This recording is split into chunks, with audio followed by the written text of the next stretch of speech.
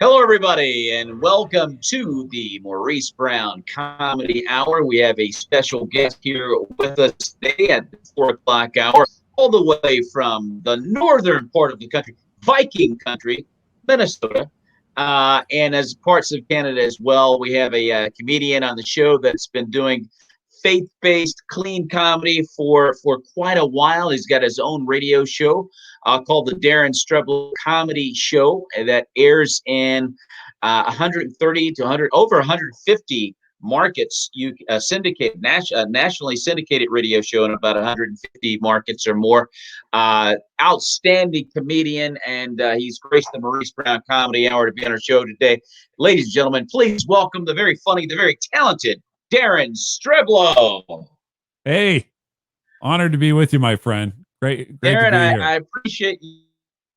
And this has been a really interesting deal here with the COVID-19, and we can't do what we want to do.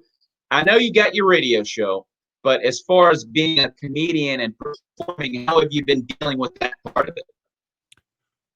Well, kind of like I'm sure you're doing it too. You're just kind of waiting and waiting to see what's going to happen. It kind of reminds me about after 9/11, kind of what it was like. Everyone just sort of took a pause from doing any sort of bookings and stuff like that, and everyone was scared and worried, and it kind of reminds me of that, except probably three times the three times the levels of worry and different things. It's been interesting to watch, and people really need to laugh, and it's a little bit in some ways now it's a little easier to get access to laughter because you can go do a Google search on something and get something to laugh at. But having that live element and seeing your favorite comedian, I think is in a live setting has been a little more difficult. And I look forward to things getting back to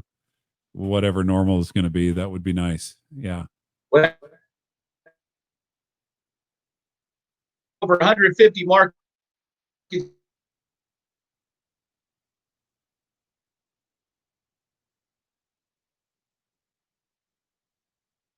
I think I might have lost you there for a second there. Are you there? I bet you hear me and I can't hear you. Don't you just love live broadcasting? Yeah, I can't hear you. Oh no. I I have a great screenshot of you just kind of frozen on my screen. And that's all I have. Oh no. I don't know what to do. I suppose I can just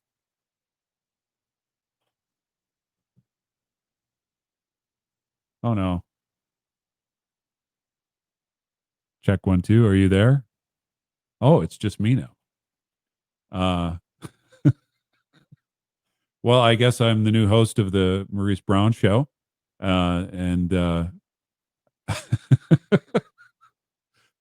I feel you're all disappointed because you wanted Maurice, and I'm just the guest. But it is an honor to be here. I think he'll be back shortly.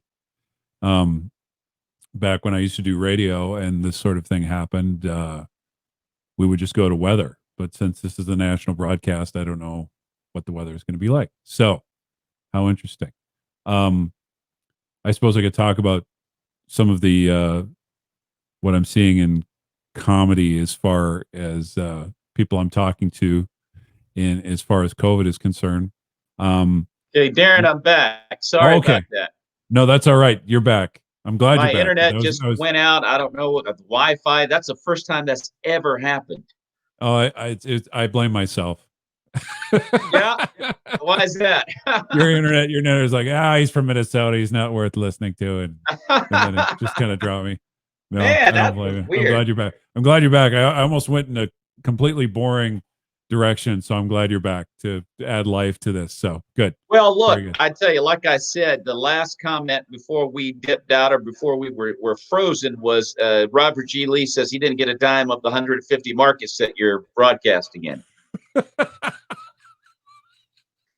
Well, he deserves it. It's in the mail, Bob. It's in the mail. boy, he's been a big part of the show since the beginning. Lots of great comics like Robert G. Lee and so many have been kind of with me since the beginning. My listeners kind of see them as my goofy friends that and it's true. I mean, it seems like all of us in the clean comedy world sort of know each other because it's such a small subset of comedy, and that's Yeah. been kind of the fun part of it. So what I wanted from my radio show is to kind of bring people into that world a little bit, like our little get-togethers and the way we laugh together. It's kind of fun. Well, Robert G. Lee says it was totally your fault, Daren. So I don't know. I'm trying to understand, but He's hysterical. He is but so funny. dude, it's interesting you mentioned that because I think what you've been doing a long time, and I'm joining you in the process of trying to get faith-based entertainers seen.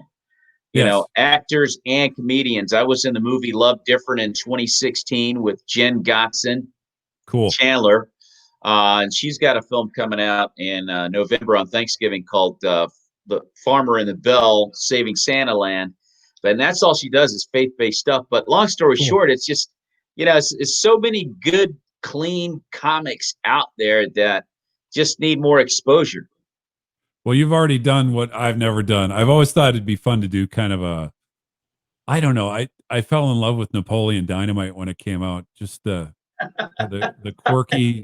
quirkiness of it, and just kind of this love letter to that community, how he brought everybody in. And I was so much like Napoleon when I was a teenager that it just sort of resonated with me. I even had the moon boots and everything. And so I thought it'd be fun to be a part of that. But not everyone who can do stand up is an actor. I've read for a few things. I read for Leland Clausen's movie, and in Sleeper Agent. retrospect, having me on the screen with Leland, we actually get each other's work because people think we're each other. I've benefited. I've been. I get on stage somewhere and they say, "Now the Canadian sensation, Daren Streblow," and they think I'm Leland. Show us your big hands, and I'm like, "Oh, they don't look that," So it's kind of funny that way. But you've done more than I have. I've never done really any sort of film work. Robert G. Lee, wow, he makes the films, and and I keep, if he gets my check someday, maybe he'll let me audition for one of his movies. I'm looking forward to that. That would be awesome. Well, what I found being a comic, actually helped me to memorize script because, as a comedian, we have tons of information, bunch of different sets we do, and we just kind of get it. We've developed. Everybody's got their own style of remembering, but we got it down to a science. So when you're doing script for a film, it's just word by word by word, and I just found it easier to remember the script because I think I've been doing comedy so long, man. It's just like, I mean, Daren, I'll get up to a set sometimes 10 seconds before I go on stage and go, how am I going to remember this? Yeah. But it is hard. It's fun. The nice thing about comedy, when you're doing somebody else's script, they want you to kind of do their script. The nice thing about your own comedy is if you go off script, the only one that's got alarm bells going in their head is yours. You're going, oh no, I've forgotten, but the audience doesn't tend to know, so you can kind of riff a little bit. But yeah, it's people that's actually, Maurice, one of the questions people ask me the most is how do you keep all that up there? And it's the nice thing about it, I memorize it in pieces, and you probably do the same thing. So I have a set memorized, just piece. But I have it memorized in such a way that if something happens, I can go to that piece, do it, and then return back to where I was in the line, and you kind of want to give. I'm like, how many years deep are you now in stand up? Would you say? I would say dedicatedly 7. I've been doing it for great. 10. Terrific, yeah, and I've been doing it. Well, and I don't want to discourage you. I've been doing it 21, and I still feel like I've got quite a few years to figure this out because it's one of those, one of these art forms that it just takes a lifetime to learn. But and to be honest, talking about all this memory, I don't remember where I was going with this. Well, we're getting up there a little bit, Daren. Oh But yeah, yeah, that's what I was thinking about. But yeah, it's finding finding who you are in the midst of writing all this, and that's where I was going with this, because uh you want to be presenting your material in a way on stage that it looks like you're not actually following a script. You're just being right, you for that amount of time. And right. and it takes, even after 21 years of doing this, I'm still feel kind of like a beginner at that. What is your voice? What is that thing Yeah, that makes you interesting? And when I started out, I was trying to be all the other comedians that I like so much, just trying to emulate them. But in the process of all those years on stage, you sort of refines you more and more to what this is, and you're worried when you get down to this, is anybody going to actually like it? But it is kind of a interesting right. process. Interesting process. Well, it's interesting because it's you come when you're a comic, you're compartmentalizing um, your routine. So again, versus a script of okay, you shoot spitting the information out in a film or a commercial or whatever. But as comics, it's more idea oriented. So Yeah. again, we're the only ones that know what we're going to say. As long as I remember the subject matter is basically good enough for me. I know pretty Yeah. much what I want to say. Yeah. And so you got all these ideas, but it makes it easier to just put it in compartments. It's okay, I know what joke's coming after that joke. and Yeah. and you kind of roll with it like that. And I write a lot of my sets over and over and over again Yeah. until I'm one with it. And then by the time I get up there, how am I going to remember all of this? I get up there and it just shoots out. I That's mean, cool. I never forget my stuff, and I look at myself on video, and I'm going, wow, I do not look like I feel. Like I'm a wreck.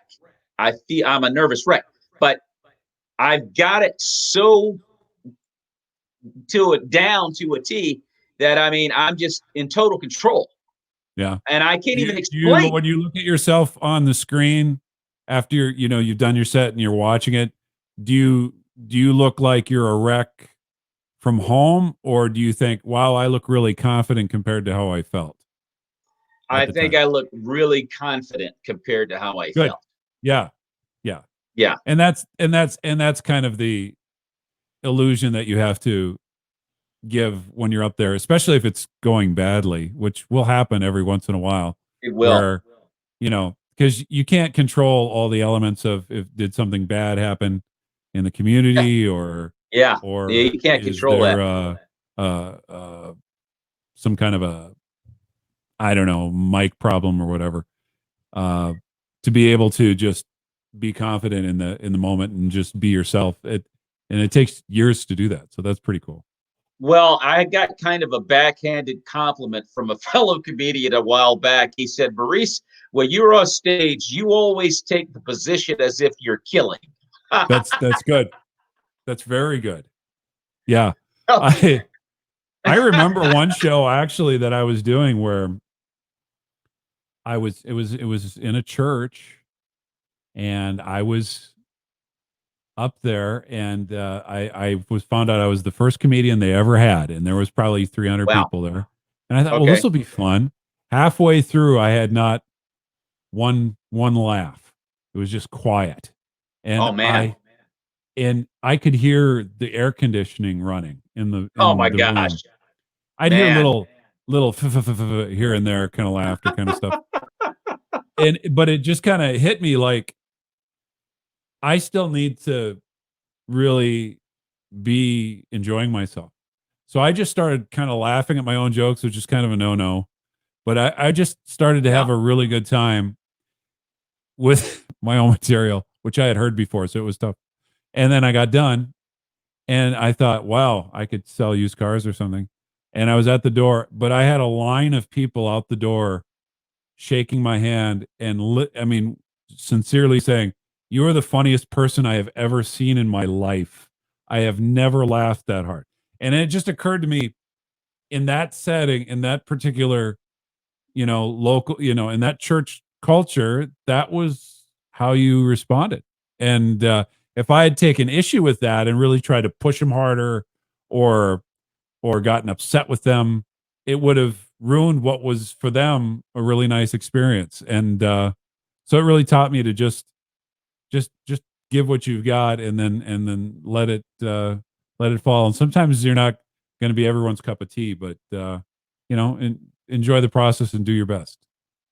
Well, I find that churches are very tight in general, not all, but in general, and they're very let's see, apprehensive about laughing at something that they might think is antithetical to church. But it's a clean joke. I mean, it's got nothing to do with profanity or lewdness. It's just something. I think when people get inside of a church building, they just feel like, oh wow, I'm in church. But Yeah. and that might be Do what you, do what you it was. not I know find I've that got. in other stages? I mean, I almost kind of find that everywhere, corporates, colleges, especially colleges, uh, clubs, the different clubs. Clubs can be really accepting or really not accepting, depending on where you're being, um, it's just like anytime you're kind of stepping a little bit on people's sensibilities, they kind of, what are you doing? But, uh, do you think churches are especially sensitive that way? Sensitive that way? Oh my gosh, dude! I'd tell you a story once, Darren. I'm on stage. I was booked to do a show in front of a church crowd. It wasn't in church, but it was a church crowd. It was a faith-based quote unquote crowd. So anyway, I told a joke about an incident that my wife witnessed on the interstate, which involved a man in a fishnet shirt, right? Okay. And so I'm telling the joke. I forget what it was. I only told the joke a couple of times and I just dispatched of it. I guess just for it, but it's funny. I got a lot of laughs. But in the middle of the set, the booker came onto the stage. This actually happened, and motioned me towards her and said, "Can you apologize? You just offended my nephew. He's gay." Hmm. And I went, "Wow. Sure." So there, I apologized to the guy in the middle of the set, and I continued on, right? And actually ended up having a good set after the show. A number of people came up to me and said, "You shouldn't have done that. Hmm. That was hilarious. No one wears a fishnet shirt to a comedy show anyway." Something like Oh, he that. was there. And Yeah. the guy had on a fishnet shirt. I never saw him. Daren, if I did see him, I immediately forgot about him after I saw him. But Yeah, I I've had was a, I've had not a few thinking. shows like that where I'm, just sometimes just playing with people in the audience and we're talking and then things will come out in the conversation and Yeah, it'll be very funny to people in the room. So I'll play with it. yeah, And in the end, you know, uh, they're they're embarrassed because of the attention and I always if I hear about it I'm mortified and I always apologize because I don't that's one of the things I want everyone who has shown up there that day to really enjoy themselves sure, and laugh. sure. That's you never go out to purposefully hurt anybody's feelings No, and no, that's why no. I don't do political stuff. I don't do stuff that I feel is you know going to instantly freeze half of the room. Like whoa, Yeah. I'm just happy everybody's there, and I want everyone to have a good time. Well, you So never know. I mean, sometimes if you get into those subjects that could be dicey or could be tricky, you never know. In a faith-based or a Christian crowd or a church, you don't know how that's going to be received. But if I told that joke in a regular secular environment, it's all fun and games. But and yeah, we're in a politically correct time in America right now where everyone gets offended by something. Sure. And so Yeah. it makes it kind of challenging for comedians. I mean, Jerry Seinfeld, probably the most lucrative comedian in the world by far, as a clean comic, will not even do universities anymore because of the PC environment that we live Yep. in, Right. which is Right. really interesting for a clean comic like him. Yeah. And it's too bad because, in order to be funny, you have to play with sort of the element, the emotion, that's for me what comedy is. It's emotional elements Yeah, turned into art, and a lot of the things that really work emotionally, are things that people like to talk about it, and it energizes them in a more personal level than just facts. Like for example, if you're, I think comedy back in, let's say, the 40s, let's okay, go way back. I think yeah, comedy, the vaudevillian kind of comedy back then that I've seen, that have gotten to, the movies and stuff, it was very sort of ideas based. It was like, you know uh, I think there was a book I read called, it's Gene Parrott's writing book, okay, comedy writing step by step. I think they mentioned these kind of examples where I was like, uh, you know, George Washington was crossing the Delaware, and this happened, and right, isn't that funny? Because it's clever, and it is kind of funny, and it is kind of clever, but it's not as emotionally connecting as pain or stuff that's going on in the community right now. Political stuff is very emotional, stuff like that. So, yeah, yeah, it's very easy to pick up those elements and put them in your act. People do get offended, so you do have to kind of play this. You can either be the comedian that's like, I don't care who you are, I say what I want when I want, and there's a market for that, or yeah, you have to be like, where am I right now? What's the context? And do I be careful? And that sounds like that's being like a, pandering, but I think there is a level of pandering, but I think there's also a level of, you know when you're with a group of uh, Christians, for example, there's some cultural elements there that you can have fun with and play with, that if you did that in a club, they're not going to know what you're talking about, and vice yeah, versa. yeah. So you have to always kind of tip your hat to what the context you're going into. Wow, we're really in the weeds of writing comedy, aren't we? This must be fascinating for people. Well, I gotta say this, Darren, when you talk about comics that go against the grain, particularly you were talking about the 40s, but I'd go back to, I guess, the 60s when you had the Rat Pack out in Vegas and Don Rickles was there. Don Rickles, what is the most he's the meanest comedian that you'll ever probably see to get away with it.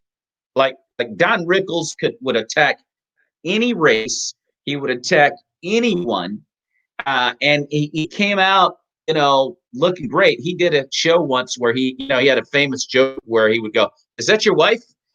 And the guy would go, "Yeah." He'd go, "Oh, terrible," he, and he He was probably able to did it get every away night. with. Yeah. He was able to get away with stuff like that. He said one night this guy knocked out, and he was performing in front of a lot of mafioso guys out there in Vegas too.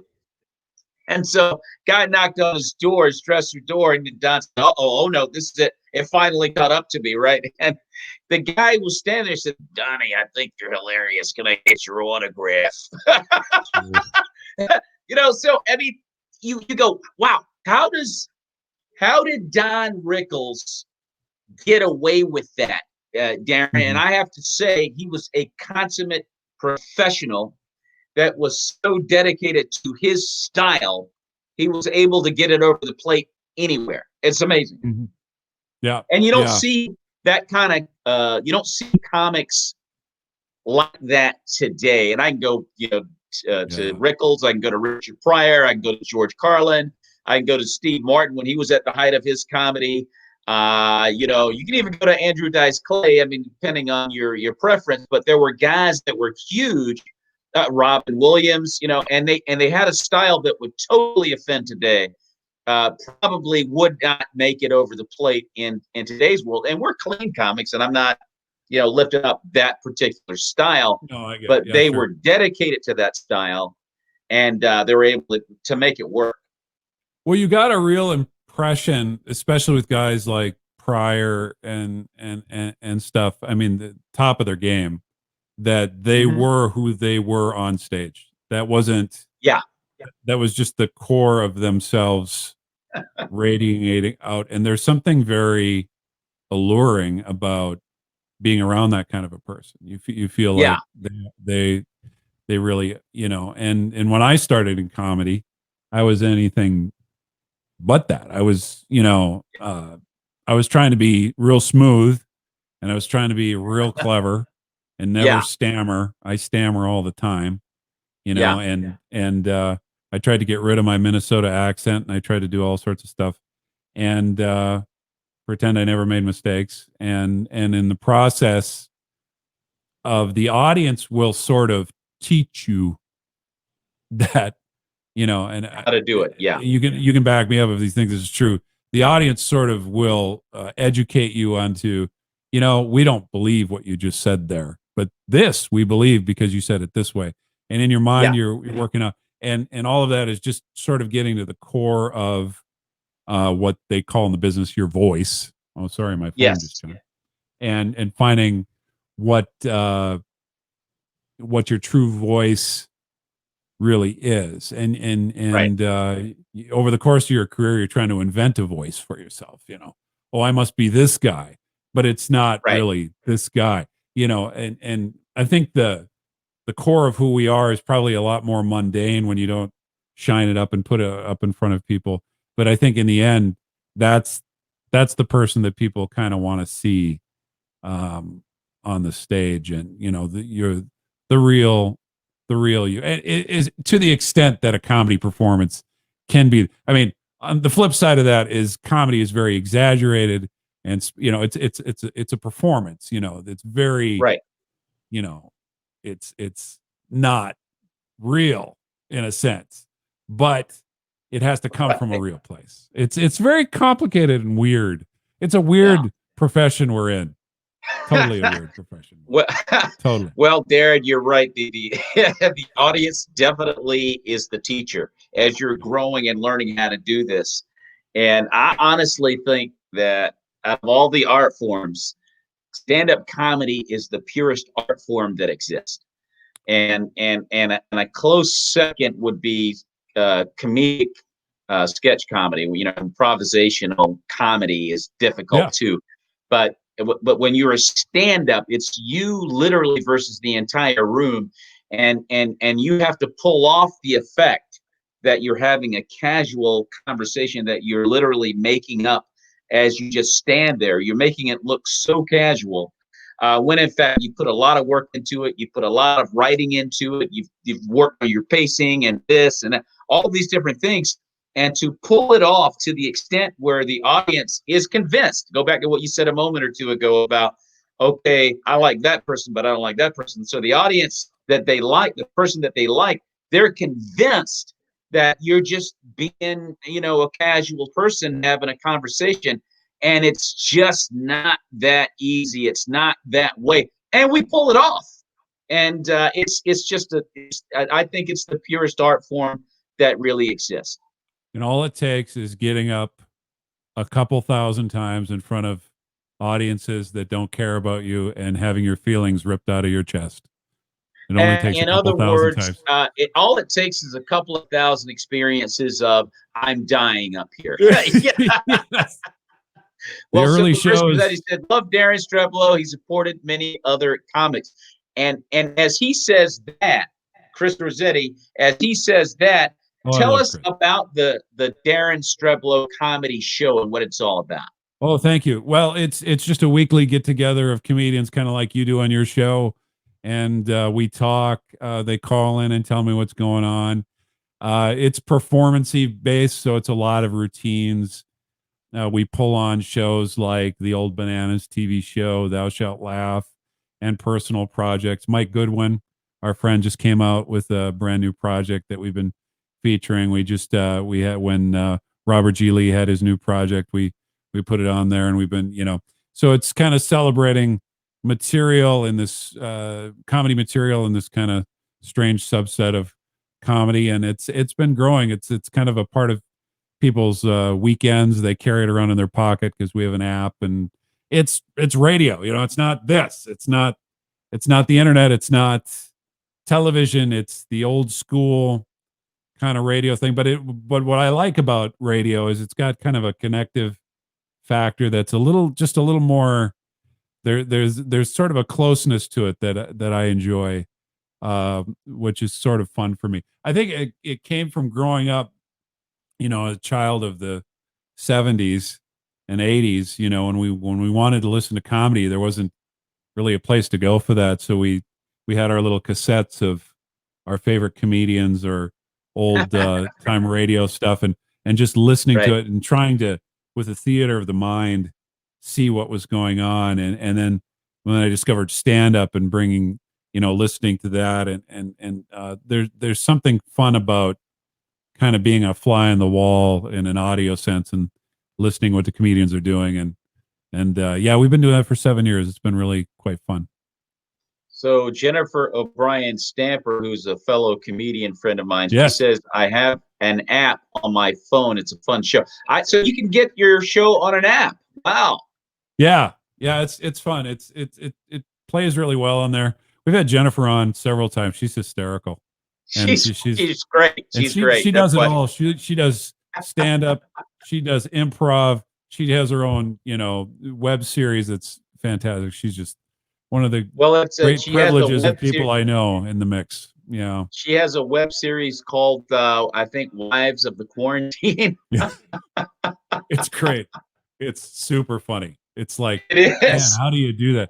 She's got so many characters in her repertoire. I don't know how she keeps up with them all. And Jennifer, she's more fantastic. Roxy. More Roxy. She's funny, dude. Yeah. I love Jennifer. Oh, She's she's a great fantastic. Yeah. comic. Um, Yeah. so let me ask you something, because I noticed that you've done a lot of churches, Daren. Yeah. How Lots of does them. you've done a lot, and I mean you've performed in a lot of capacities in faith-based environments. How does your faith influence you as a performer? Well, boy, that's a great question. It's kind of like a super driving force. I think in the beginning, it was kind of like a marketing thing. It's like, hey, you should let me in. I'm a Christian too. Uh, but Yeah, God isn't happy with that kind of thing. yeah, And I think in the process of, you know, my connection with Christ, he's been showing me over the course of my life all the many ways that I need him so desperately, yeah. to forgive Amen. my sin and turn me around. And when I was a young man, I didn't think I had any issues. And the Okay. older I get, the more he sort of shows me who I really am. Yeah, All that as a backdrop, it really does affect your writing because you are cognizant of, well, what would God want in this particular, and it sounds silly, but I'm writing a funny thing. What would God want out of this? I think there's a part of me that, and I remember as a kid in grade school, um, you have talents and abilities. You don't know what they are, but kids would. I was never really popular, but if they started to try to trade barbs with me, I could yeah, really be not vicious, but they couldn't keep up with the humor of it, yeah, and I yeah. could, some guy would be ripping into me and I could have him tease down 6 different ways to, this is the essence of who you are. This is what I see. This is Yes. hilarious. This is inconsistent. Yes. Bang, bang, bang. And they would literally say, dude, and, back up. And I That's wouldn't know funny. what I I love it. was, I was like, and there's a certain satisfaction that comes from using, and the reality of that is there's a really distinct line between teasing people, which people enjoy, they like to be seen, and Yeah. mocking people. There's a difference there.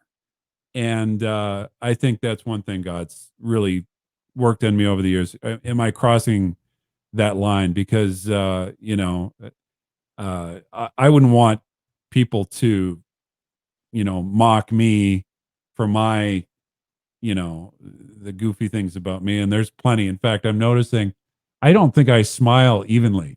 And I don't think it's your software. I think when I say it's just like a crooked face. We could go all day on that. But, there's goofy things about me. But I think God wants me to, when somebody's in the audience, not to cross that line. And people like being teased. I like being teased. I like being seen in a humorous way. I was at one of our conventions one time, and there was an improv group that came in, and I don't know who they were, but they were wonderful. I don't even remember their Yeah. name.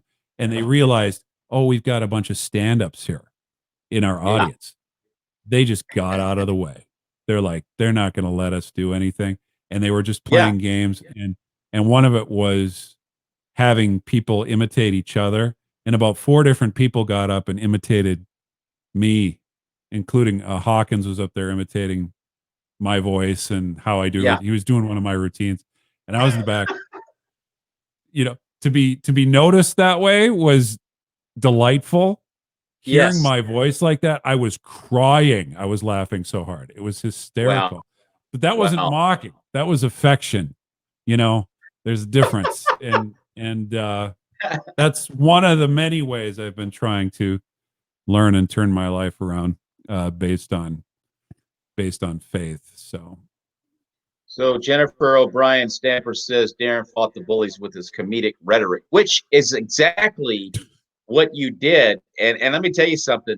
I had a similar experience growing up. My brother, you get a bunch of black guys around each other, man, as teens growing up, man. And it is on, dude. I mean, the insults are flying everywhere, right? So I had an ability to come right back and put a lot of guys down. And you kind of, you're right. I mean, you don't want to do that to anyone, but That's exactly it. Because I would walk away going, look what I just did there. And in my spirit, I felt like, no, don't do that again.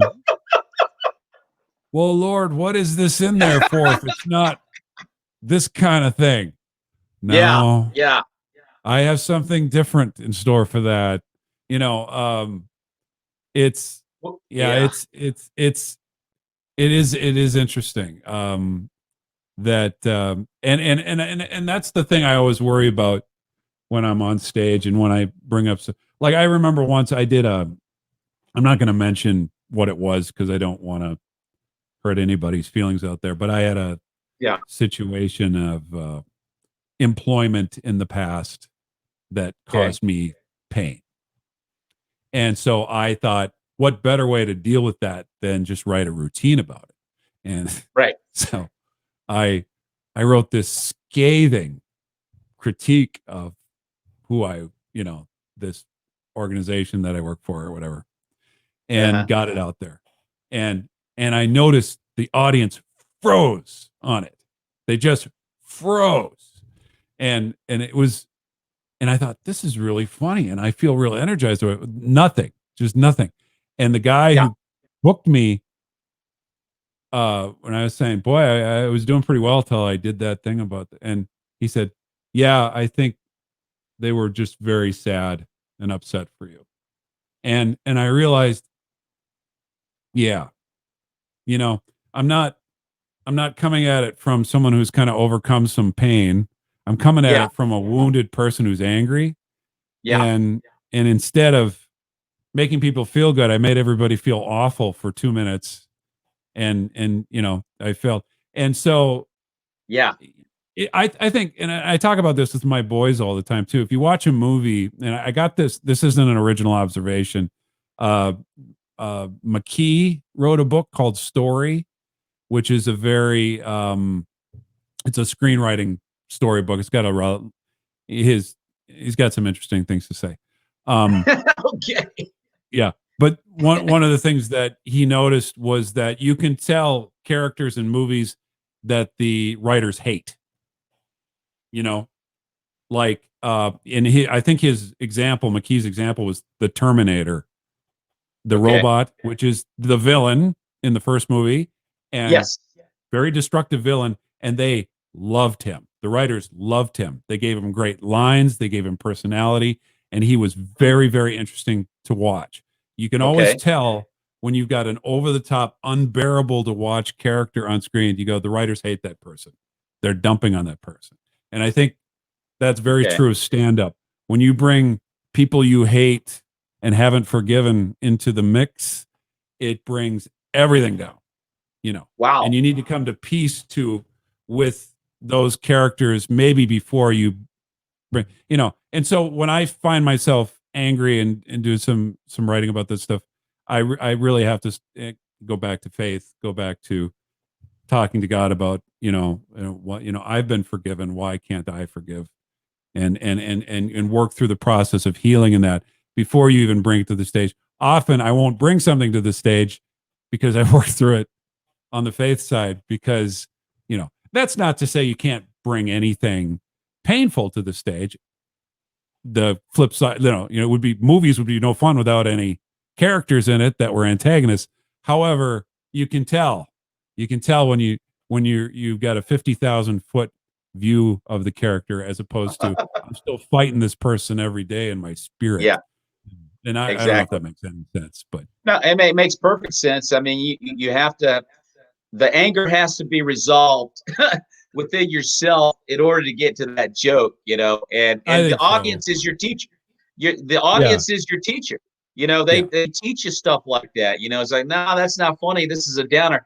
Because I've done it a couple of times too. I've tried to attack some subjects, but my anger or my negative feeling about the subject hadn't been resolved, so it's not ready to be served yet. You guys got more time in the Yeah. oven, so you got to Yeah. let it cook longer, and then you can tell it because there's a lot of gold in there, but Yeah. the anger has to be resolved before you present it. Yeah. But you can make a Yeah. joke out of some really dark experiences, and it's hilarious. Yeah, if you've worked through it, Yeah, I if you've think you worked can. through it. Yeah. I remember early days in the clubs, the more seasoned comics would complain about, someone would get up and I'd watch them, and they were a lot of energy, but the audience was just, and their comment was, boy, that was really self-indulgent. And I had no Oh idea what that wow. meant at the time. But I think what they're meaning is that person is trying to use this as a therapy moment, as opposed to making art out of something you've worked out. And It's a great description. That is a yeah, and great I think description. there's got to be room for putting painful stuff up that you're not 100% worked through. That's not what I'm saying, but you sure can tell. You can tell in my act if I try to, you know, do something like that. It just, the audience just won't do it. They'll just be like, and this is not the face you want to see out there. No, that's not the face that you want to see. But I No. have. I have always if I do a videotaping, there's always a guy in the front row. He's doing this, and it's usually Yeah. one of my uncles. So it's kind of fun. Now, when you say when, when you say comedy, I have two comedy friends that deal with anxiety. They have panic Oh attacks, yes, and I they have get those. on I've had those.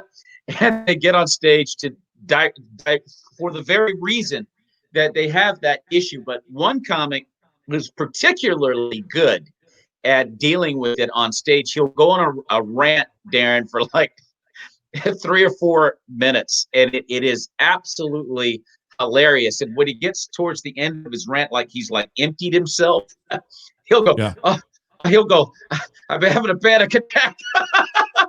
And he kind of rights himself and then continues on with the routine. It is absolutely awesome the way that he's found a way to harness Oh, that's that wonderful. anxiety, Yeah. and it's I remember awesome. a kid at Acme Comedy Club in Minneapolis. He got up for an Yeah, open mic. He had never done it before, but he was really well rehearsed. He had his right. jokes and he had his family out there, friends, and he was articulate. It wasn't that we couldn't hear him. It's just when you do new jokes, they don't work because they're new. You don't know if they're funny to you. That's where you start, but they don't work. Yeah, And he kind of, I'm sure, envisioned like what we all did when we first got up. We're going to get out there and it's just going to flow and it's going to be great. He flowed fine and he'd do his joke and no one would laugh because it was just kind of clever or whatever.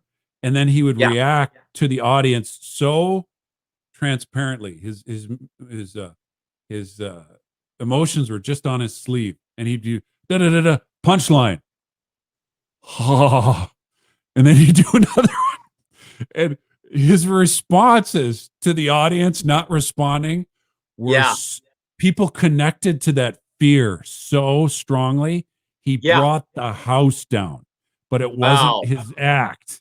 It was him being transparent. It was almost like he was connecting in front of his jokes. If he could ever learn to connect with his jokes in the way he did that way, because I mean, he got a standing what he got, because every joke he could tell was like, I've never seen anything like it since. And he marched through the whole thing. And I wish I could have, I was like, dude, you're awesome. And that, so it's just another lesson of the importance of emotionally connecting, because he had a great set. He just, he didn't know it. So I don't know if you have ever met Marlo Rutz before. Oh, yes, I have. She was on the show a few weeks ago, but she says, Robert, Chris, Jennifer, Maurice, Daren, the awesome company I didn't even know my soul needed right now. Great to see all of you guys. Well, Marlo, thank you so much. That's a tremendous compliment. And I wish you were here. You're very funny as well. So, but I appreciate the compliment. I got to say this, though, Daren, I think that in that description you just gave, when you're talking about the fear or whatever the negative feelings are, it's as long as you're making an effort to like climb out of the hole.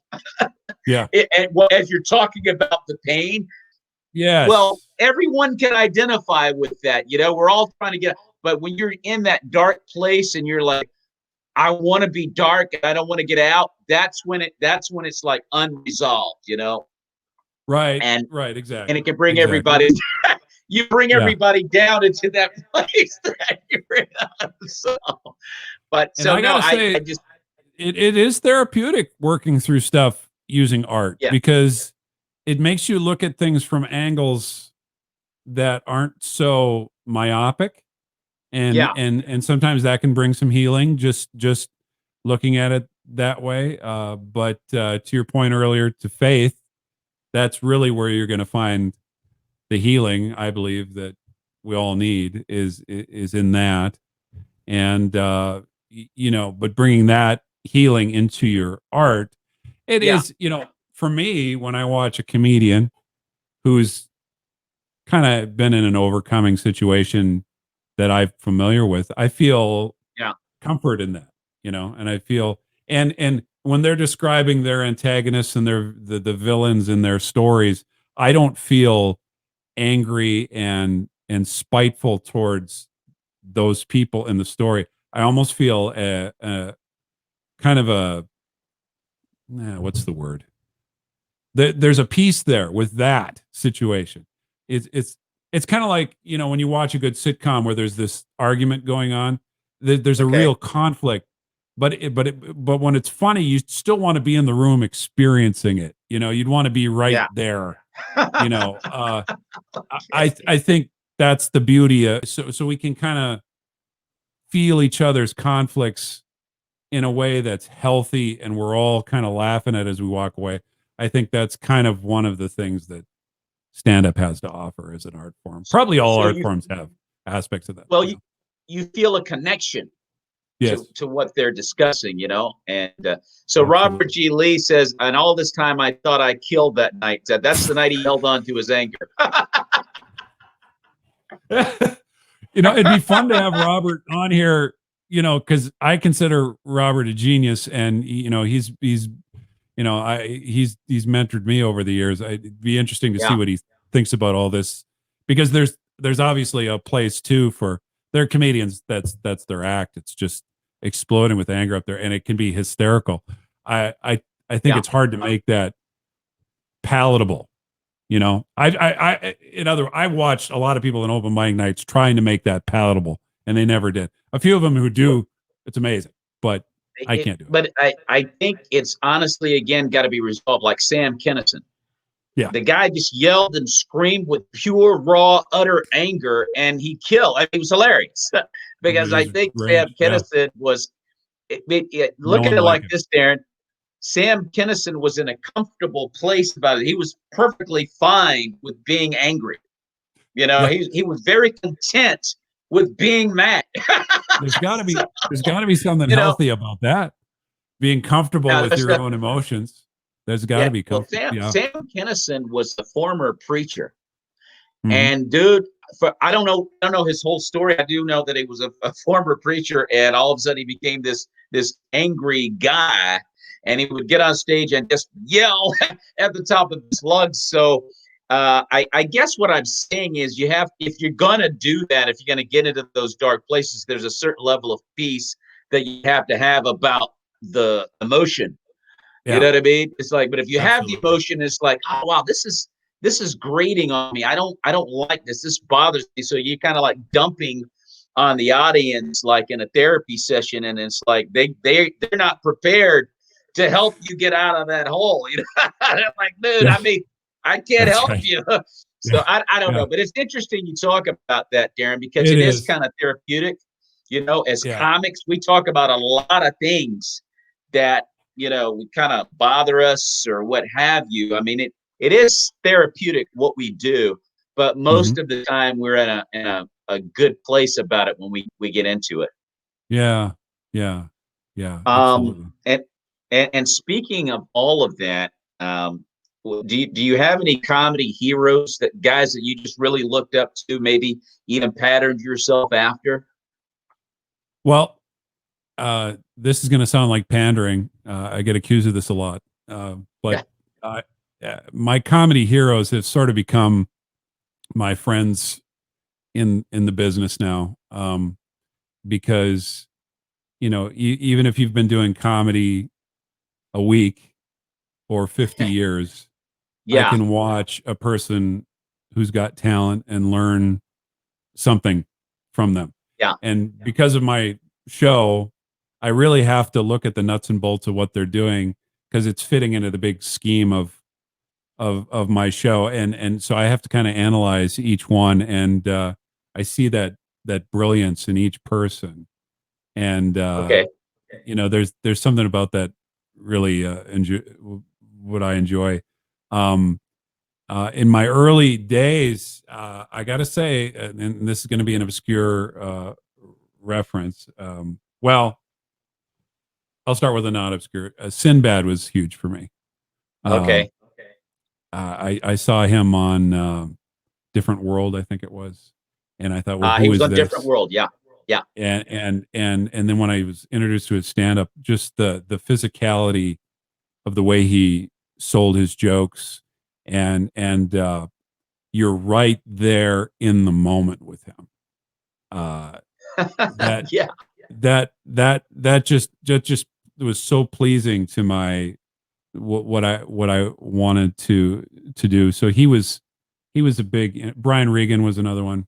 Uh, Gotta love Another Brian Regan. joke salesman, and just Yes. the way he could take two trucks hauling logs going in different directions, and take that and make it a dialogue and a scenario, and You know, he has so many people that just, Oh my gosh, he's you amazing. know, He's amazing.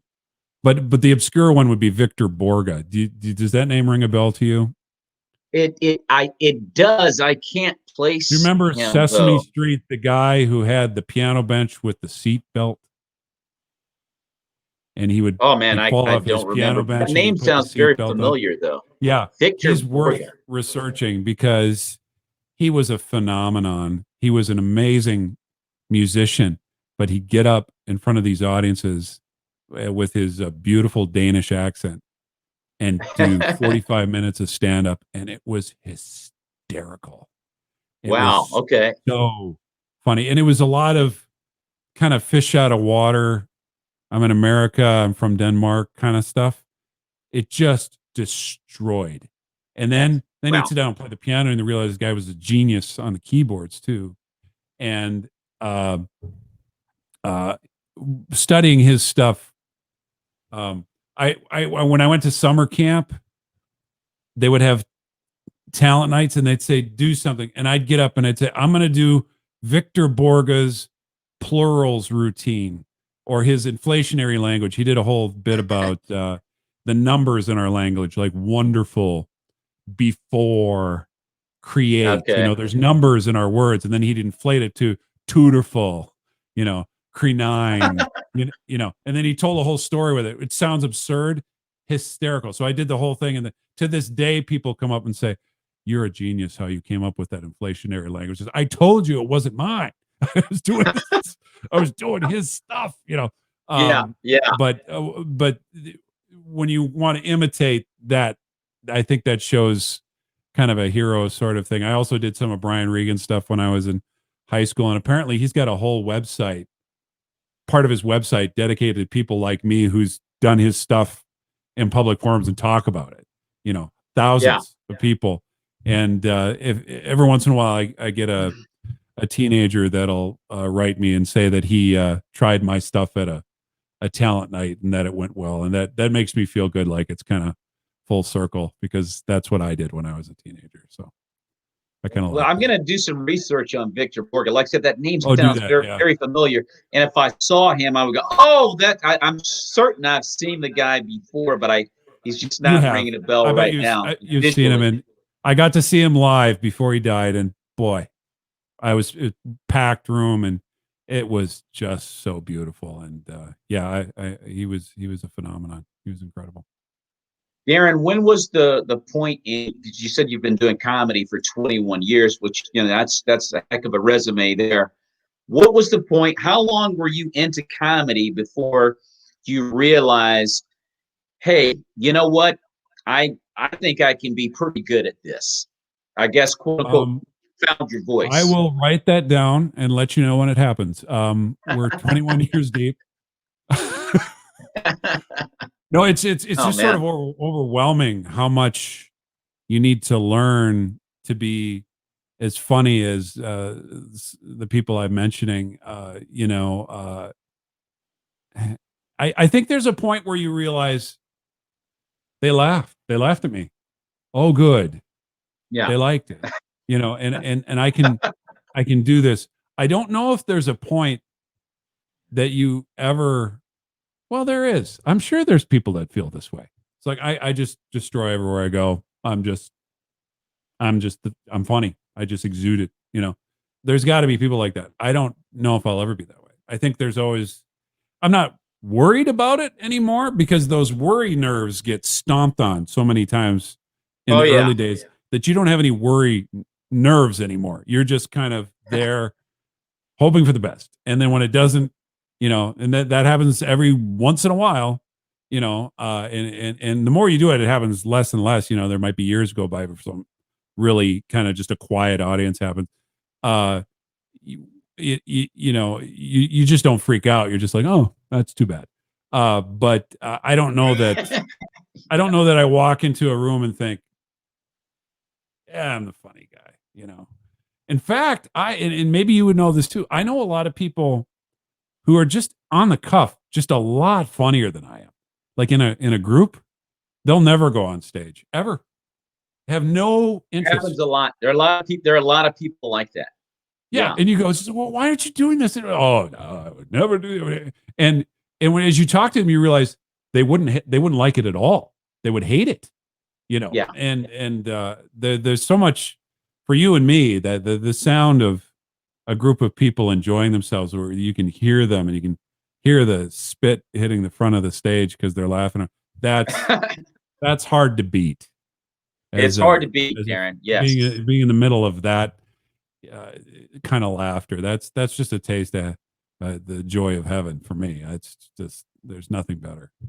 There's nothing better than that. I think that therein is where the difference lies between the guy that can be in the break room at work or at a dinner party or just hanging out in front of a coffee shop with friends and just killing. I mean, just killing. But if you ask them, hey, man, why don't you try stand-up? I mean, I think you'd be great. They'd go, oh, no. Yeah. I don't want any part of that. Yeah. And it's mind-boggling because they're so funny, but they don't want to be up there. They don't want to be up there. And I think you have to get to a point where it's like, because what's involved with stand-up is that you have to be able to take rejection. Yeah. And I don't know what gives us the ability to take it. Like we can we can take it. I don't know why we are able to do that, but we don't mind it so much. It's not the end of the world. And like you said a moment or two ago, oh wow, that's too bad, that didn't work. And we just kind of shrug it off and try it a different way next time. And you just kind of structure your routine based on, as you said, the audience, just the teacher. They teach you, and then you fix it. And then they go, now we'll give you an A. Very good, Daren. Right. Very good. Yeah. So that's what the audience does. So we learn that way and get to a point where we have a comfort zone of, okay. And it's all about being cerebral and just understanding this doesn't work. Don't ever do that again. Don't say this joke in front of that demographic or what have you. There's a lot of pain involved in this art, and people that are naturally funny, they're probably some of the funniest people in the world, and they will never cross that line. And to your point earlier, it's like the guy, having the audience there being your teacher. It'd be like painting a painting, and you put a brush stroke and 50 people go, no. Maybe it's a hard way to do art, but in the end it's kind of fun. Got two sons that are like that, 24 and 22. Now the 22-year-old he's a comic. He's a stand-up comic. The 24-year-old is extremely funny, but he wants nothing to do with the stage. He wants nothing to do with it. I have a younger sister. Both of my sisters are really funny, but my youngest sister is hysterical, and I don't think she'll ever get up on stage. She just makes me laugh till I scream, and she's just one line of different things. She's just so funny. Not interested, not even close to being interested. And I don't know the movie Seinfeld's movie Comedian, the documentary about him putting his act on the shelf and rebuilding it. There was a club owner in there. I've heard about that. I've got to see that. It's very interesting if you're interested in the art form of stand-up because of the comments on it. But one of the club owners in the beginning of the movie says there's a certain compulsion that comedians have that when they have a horrible experience on stage, and I'm loosely quoting him here, they want to get up and do it again. And I thought that's true because you have this painful experience in the early stages, like that just feels awful, and then it's like I bet I could do that again Monday better. I'll come back. You got it all figured out. You got to erase that. You got to rectify it, and you got to figure it out. You got to get it right. So we have this thing about I did a show with my wife and kids, and I come out, Daren, I'm killing. I'm telling these preacher jokes. It's at a spoken word event. It's not really church, but it's church-like. So anyway, I'm killing, and I get into this joke that was dicey, and I'm doing so well. I said, if it doesn't work, they'll forgive me. I got him in the palm of my hand. And so I tell the joke, I'm done. Yeah. Nothing. I mean, for the next 15 minutes, Daren, nothing. Yeah. And, There it is. and I've I sat mean, my exactly in that wife, chair. oh man, my wife and my kids, they're right there. And it's one thing when it happens to you alone and you absorb it. But then Yeah. when you subject your family to it, that's a whole other thing there. Yeah. It's like, oh man, they didn't ask for this. Yeah. So If you got family that shows up, it's over already. I remember this would have been really early. I did yeah, an event. It was a prom. I think it was a prom for a big school. yeah. And they're all dressed to the nines. And I thought this would be, and I opened my show. I said something, man, everybody looks great. Give yourselves a hand and give yourself a hand because you're never going to look this good again. It's all downhill from here. I thought that was really funny. And Yeah. I never recovered from that. Oh my gosh. Oh man. It was just this little offhand comment, and they just like, yeah, we hate you now. So, and when the audience is done with you, they're done with you. they're done. You're done. It's like, nope.